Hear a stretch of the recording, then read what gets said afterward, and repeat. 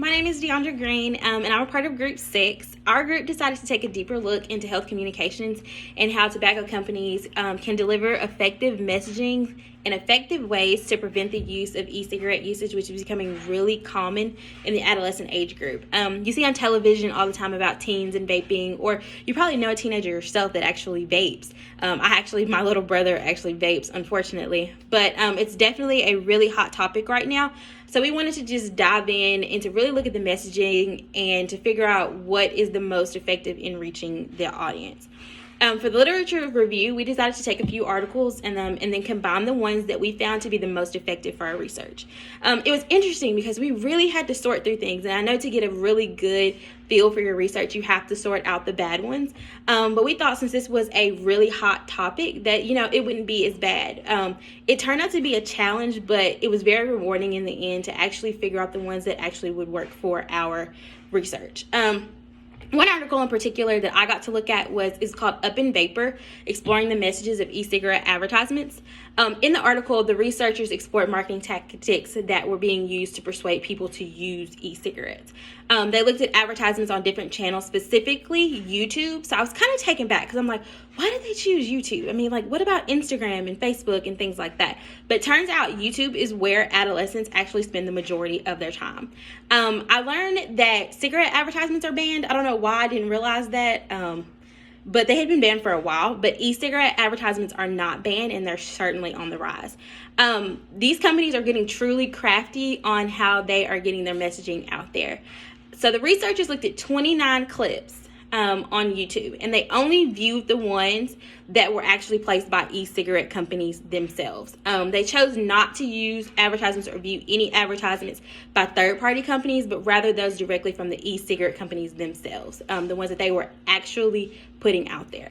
This allowed them to dissect them and to get a very accurate analysis of how and who these ads were targeting. These ads are appealing to a younger generation because it gives them a sense that this is the new cool. It gives them a sense of freedom and that they're hot and they're cool and everybody's doing it. So let's face it, all kids want to be considered cool. I mean, who doesn't? So if vaping is what's hot, then a lot of kids are going to follow that trend no matter the cost. One thing I did realize is there are a lot of people researching this topic because it is so hot. It is severely impacting the upcoming generation.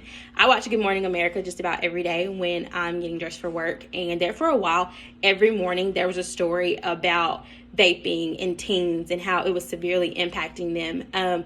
It talked about how teens were getting sick all the time and having serious health issues now that are really bothering them now and that would really be impactful later on in life from just smoking these e-cigarettes. So to conduct our research, we went to survey students at a local high school. Students will be given a survey through SurveyMonkey to see what strategies and marketing tactics that are really effective in the persuasion of the use of e-cigarettes. The students are going to be in grades 9 through 12 of the high school. And because these are the audience that is specifically being targeted. This is the exact audience we need to focus in on. So our methodology for this specific audience is that Callaway County High School and Murray High School are the two high schools in Murray, Kentucky. Callaway County High Schools has about 900 students versus the 500 students at Murray High School. So we want to have a better sample size, so we decided to shoot our shot at Callaway. The ideal sample size for population is about 900 is 270. So this will result in a confidence level of about 95% and a margin area of about 5%. We use simple random sampling to select 300 from the 900 students at the school. The student population was divided into groups of freshman, sophomore, junior, and senior. And each student was then assigned a number. And then we put those in a random generator and produced 75 samples from each of those categories. The 300 students selected from the research were given a parental consent form along with a flyer explaining the purpose of what we were trying to do. Only students who brought back the parental consent form were able to actually participate in the study. So we decided to use an analysis of variance to test the relationship between those four groups. Again, those four groups are freshman class, sophomore class, junior, and seniors. And then through a simple ANOVA testing, we were able to measure the variability of the individual students within their classifications and then compare it to the variability as groups as a whole. We want to analyze that data using a statistical software, SPSS. So my concluding thoughts for this would be that it's interesting to see just how much these students actually know about the effects that the media is having on them. A lot of times it's just subliminal messaging that they're not really probably grasping or understanding that is really like honing in on them. So like I said earlier, it's the cool thing to do. Everyone wants to be cool no matter what. So some of them may not even realize that they're even being persuaded.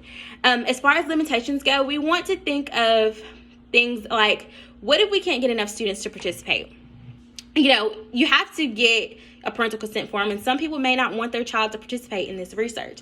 But we also have to think about, what if students just don't want to participate in general because they don't care what we have to say? I think that for this research, it's just going to bring a lot of knowledge to us about just how much students realize they're being impacted.